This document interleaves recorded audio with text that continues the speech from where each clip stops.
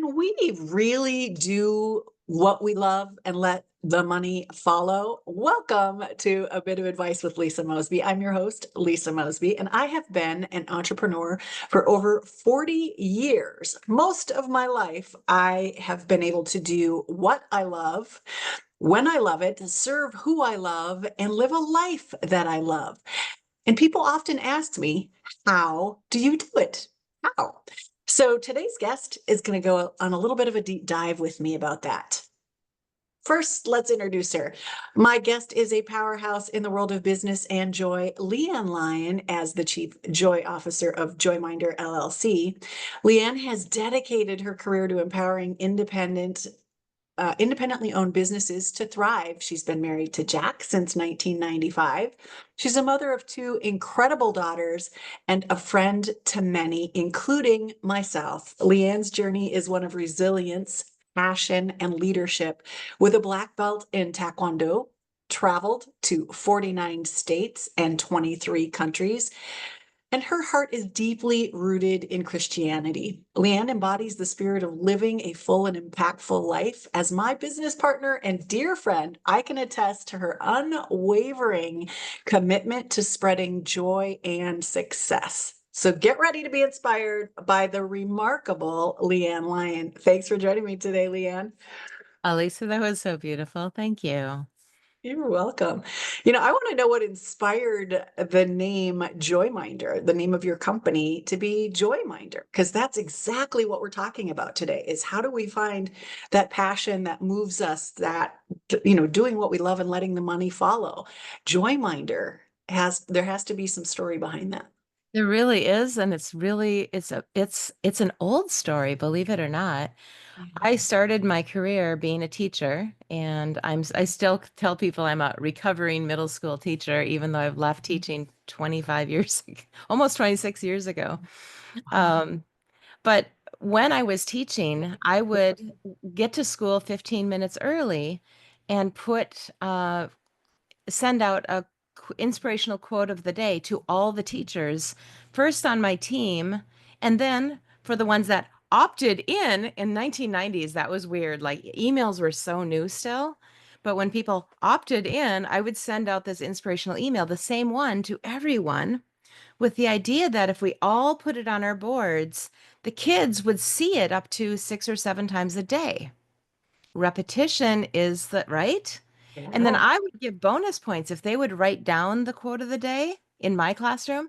I would put a bonus point on a weekly quiz that I had that they could get a bonus point if they knew the exact one that I asked for. And a lot of kids did it. So Wow. that sparked a lot of joy in my world. And then as I thought about it, and as I started learning about websites and website development, which I went into, I thought, you know, what if I could create a website or that was the original thought that could spark joy in people that would pop up with an inspirational quote every single day. But the technology wasn't really there in 1999 and 2000. And so, although I did create a website and I named it Joyminder, your reminder to have joy in your day. Joyminder was your reminder to have joy. Um, I really forgot about it for over 20 years. And then the day after I closed a business and was very sad, I opened up an email, and at the bottom of that email, there it was, the old name, joyminder.com. And I'm like, really, God, really? Really? And so I jumped on GoDaddy. I couldn't buy it exactly, but I bought a variation of it with a hyphen. Yeah. And yeah, I bought it and I built my whole business and brand around it. Meanwhile, the one that I couldn't buy went up and up and up and up in value from $400 to $4,000. I'm like, I'd really like to have that one. And a year and a half ago, I got an email that said, would you like to buy this URL for $100? I was sure it was a scam, positive it was a scam. I bought a debit card, I put $102 on it, and I own it now. It actually wasn't a scam. It's actually in my GoDaddy account. So I officially have joyminder.com again. Beautiful. I love that. Yeah. You know, we're so blessed. Many of us get to do what we love to do every day. We get to pour into other people, the people that we love and want to spend time with.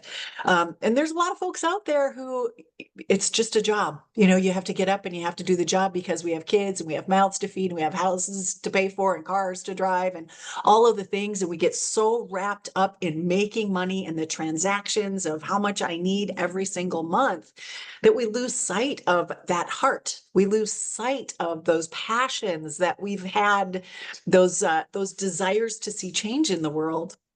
And I'm curious, how can we discover what we love to do? I know that you did that when you stepped away from teaching and became an entrepreneur. You're still teaching, but now you're teaching adults and you're teaching in a different way, and we're seeing people progress and live out their dreams and desires.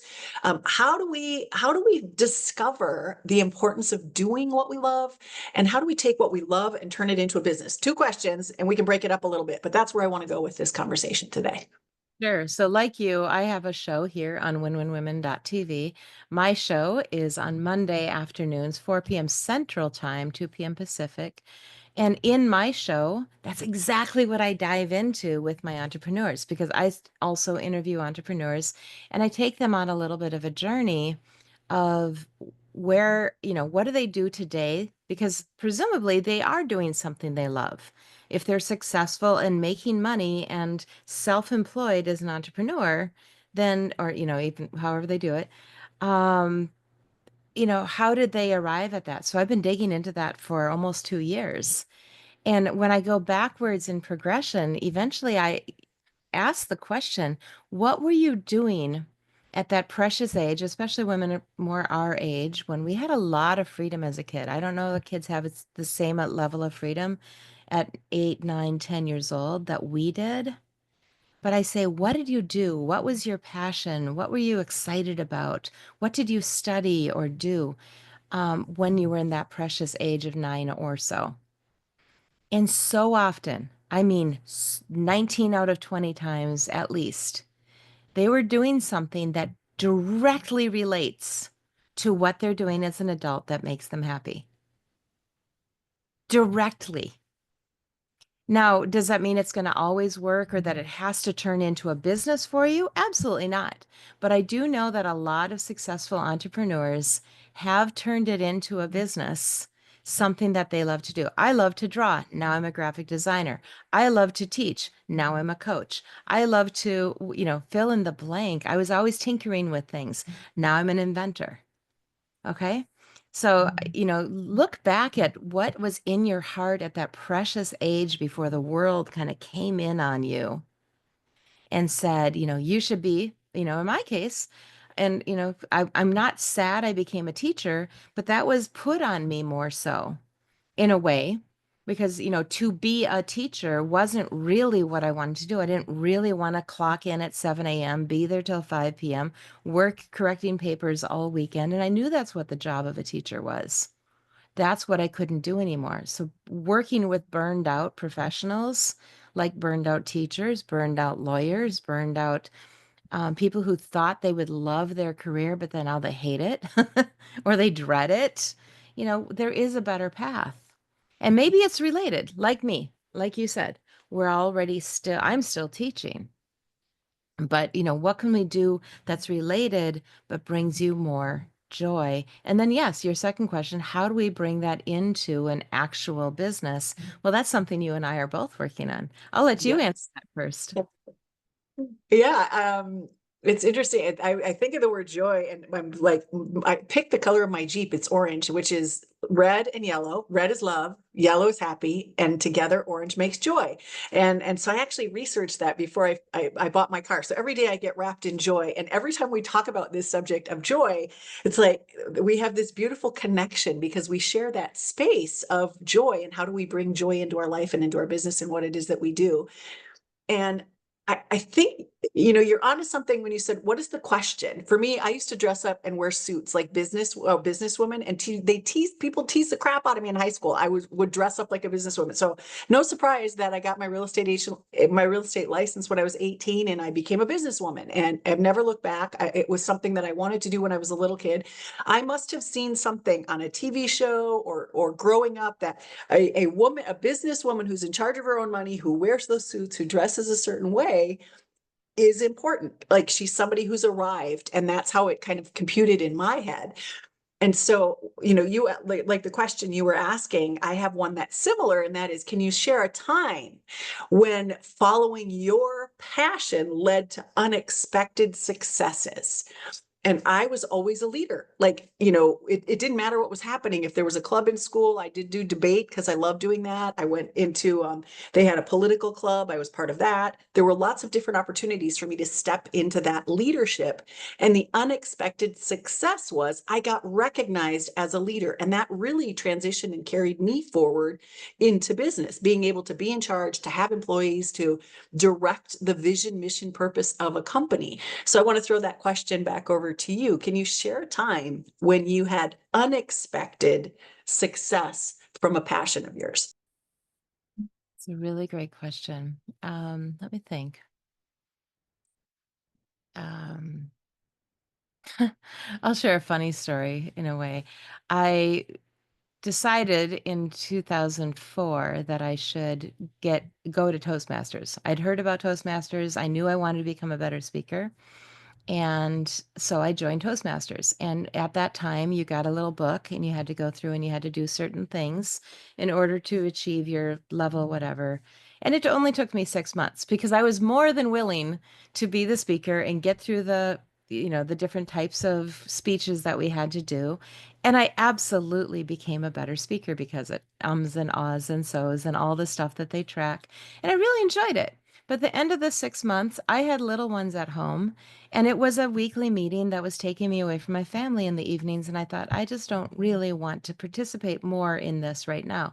So said goodbye to everybody. I'm like walking out the door, and the current president stops me and said, "So I wanted to nominate you to be the next president of the club." And I'm like, um, and I have always been recognized as a leader also in teaching and other areas. This was one where I was like, I am not doing it. I am not going into leadership. And he said, that's fine. I understand. He kind of put his arm around me and faced me back towards the room and everybody else, which is a very small club. And he said, so who would you have me nominate? And there wasn't another leader in the room. Beautiful, wonderful people. And I'm sure somebody could have muddled through. But, I caved. I became a president of a Toastmasters club for the next year. And we won awards, even with a very part-time attitude on myself. The last day of my presidency, though, was the last day that I was in that club. But it was rewarding. I did it, I got bragging rights of being an award-winning Toastmaster president, and it was really fun. I want to go talk about what you said, though. Back to that seed, you said you don't know if it's you saw something on TV or what it was when something got defined as success in your head. But I'm going to argue that something put it in your heart long before that. Who we are, what we're called to do, I really believe we have a purpose that was put in us long before we were even created in our mom's bodies. I mean, I believe that there is a mission, a vision, a purpose for us, not by us, but by in my faith journey by my Lord Jesus and God.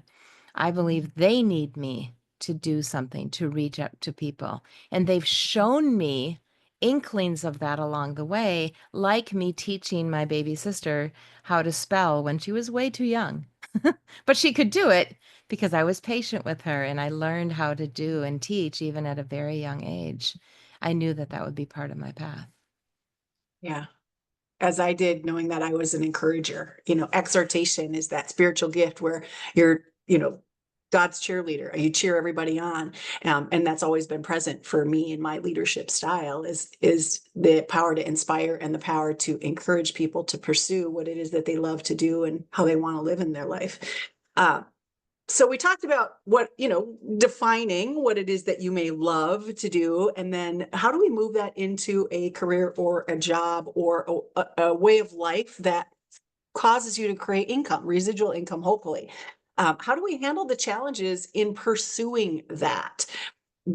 How do we get into, I think, get into community to have these conversations with people who have successfully lived a life of what they love to do? How would we direct the audience to do that? If they're not doing what they love right now, what are some steps that they can take to move in that direction? Yeah, I love that question because the statistics in America is that 41% of adults would like to own their own business. They have the dream, they have it in their heart to do it. 9% of adults are actually self employed. So there's a 32% gap. That's one third of adults wish that they had their own business, or maybe they're doing something part time, but they're not fully self employed. And so, how can we help that 32%, some of which are doing something already, and many of whom are just sitting at a desk somewhere thinking, man, I just don't like this. I'm called for something more, but they don't know. A couple of things that I would suggest: get around some entrepreneurs, find them. So if you are part-time or you have a full-time job, there's a lot of networking events that happen in the evenings. Go join one. B&I meetings, those tend to happen either early morning or lunch or in the morning time. Maybe that's not for you if you have a job, but there's a lot of other networking groups. Just Google networking in your local area. You'll find groups. Go visit. Walk in and say, I know nothing about entrepreneurship. You will find mentors instantly and in your own local area, which can be extraordinarily valuable. And the more you listen to entrepreneurs and hear their stories, the more you're likely to say, I can do this. And again, that's what my show is all about. Come on over and listen, to all the stories of entrepreneurs, the things they've overcome, and let yourself be inspired. Just hear the stories over and over again. But also online. If you are at your desk and you have a little flexibility and time, join an entrepreneur group online. Make sure you have a LinkedIn profile. Start checking out groups of people in LinkedIn or on Facebook where they're doing something that you're passionate about. I mean, Lisa, you're the expert at, following your passion. You really are. And so find things that, if it's political, go for it. If it's a cause in the world, go join groups that talk about that. If it's something you're worried about, go find groups that talk about that and see if maybe you have a different twist or a different spin, or maybe you just have a calling to do the same thing others are doing. It's okay. There's a few people out there that could use your help.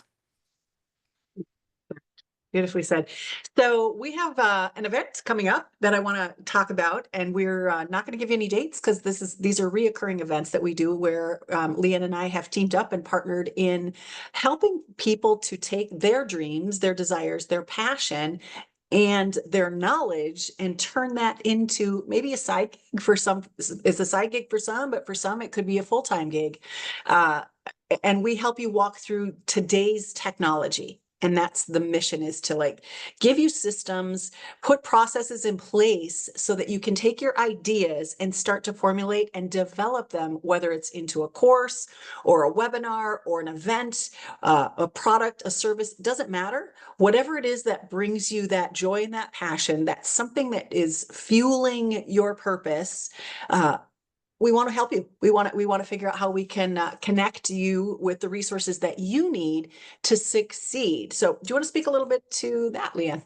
Yeah, I mean, the world has changed. It's changed a lot. I remember I used to sell websites for this thing called Yellow Book, Yellow Pages.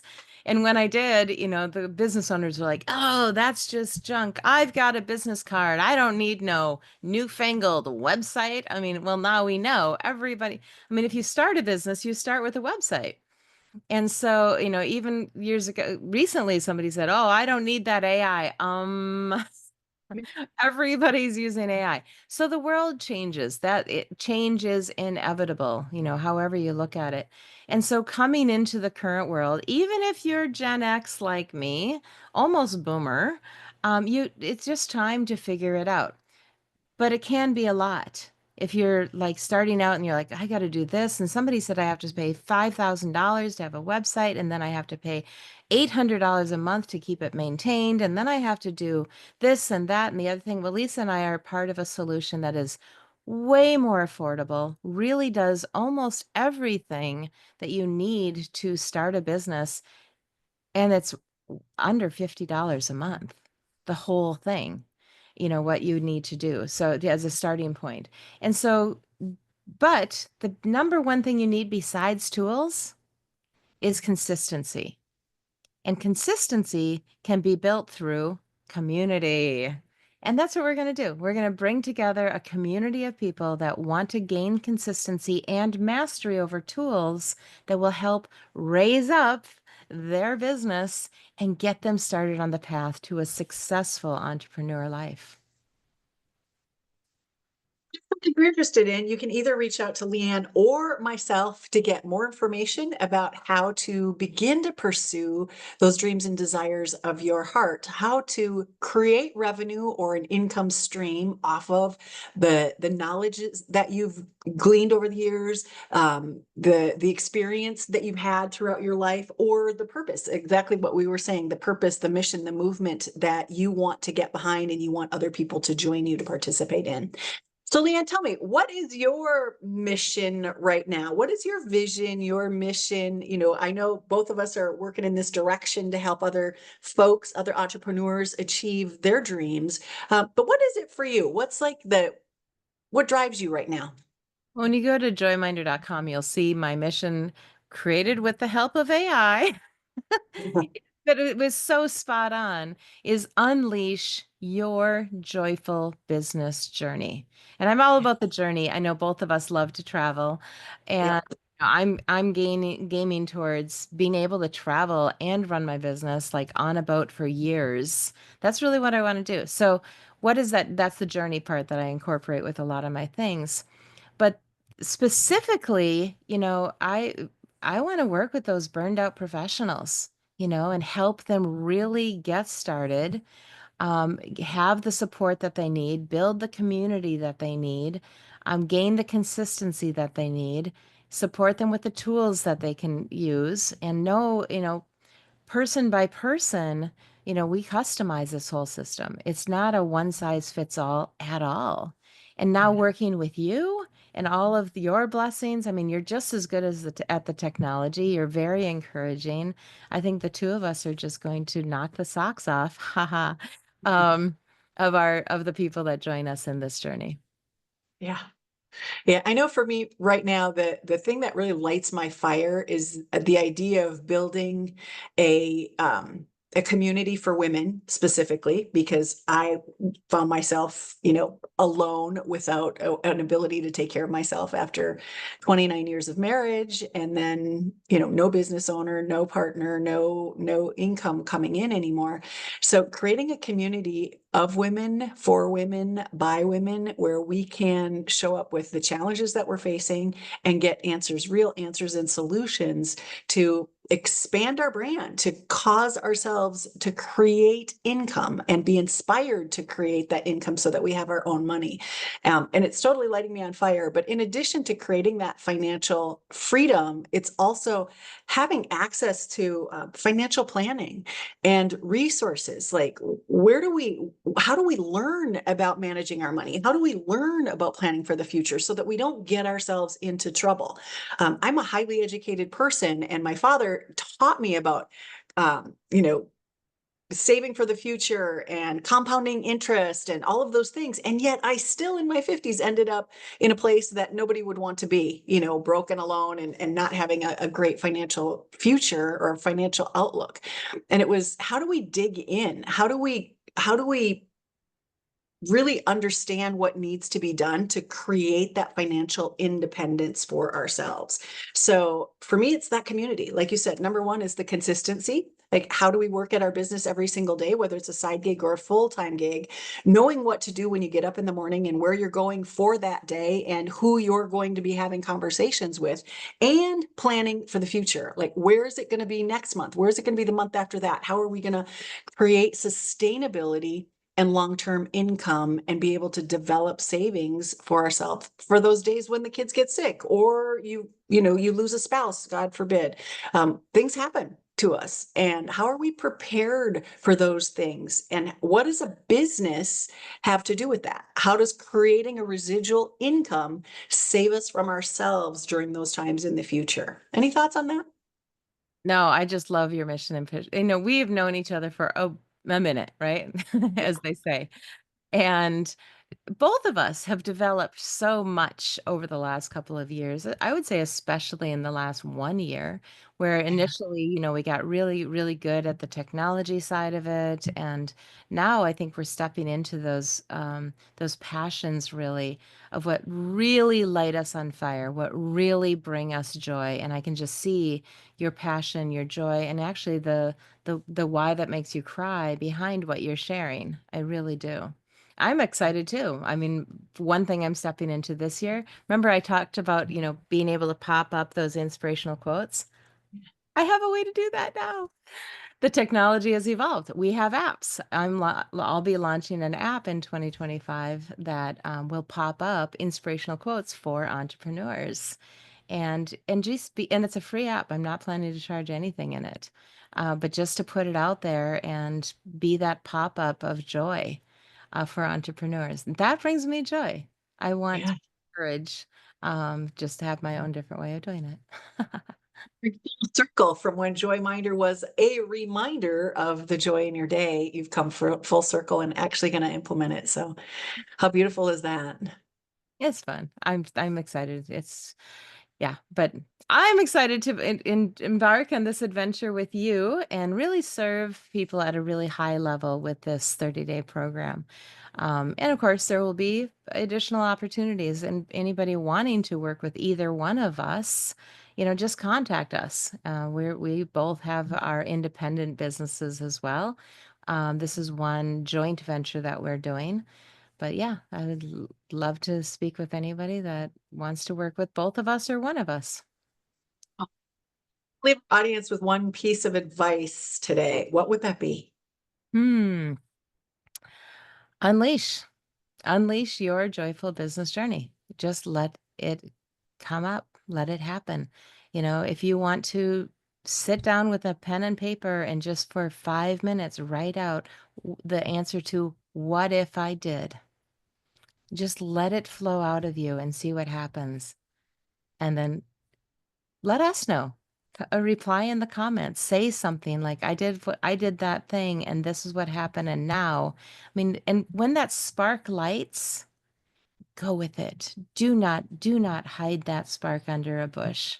You know, absolutely know that that's your calling and go after it. It may change. It will change. We've changed in 4.5 years that we've been on this journey, but don't give up and just keep going and find the right people to surround you, find the right tools to support you, and build that community and consistency.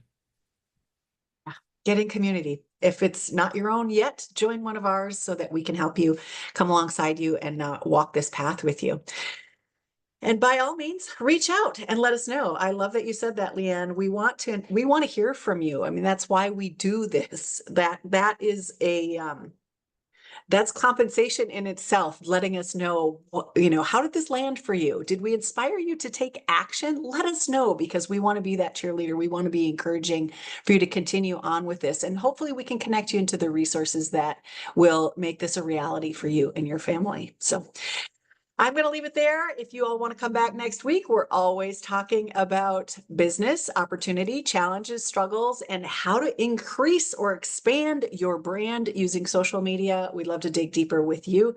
Please join us next week when my guest will be talking about another way to do what you love and let the money follow. All right. Thanks, everybody. Thanks for being here. And thank you, LeAnn. I appreciate your time today.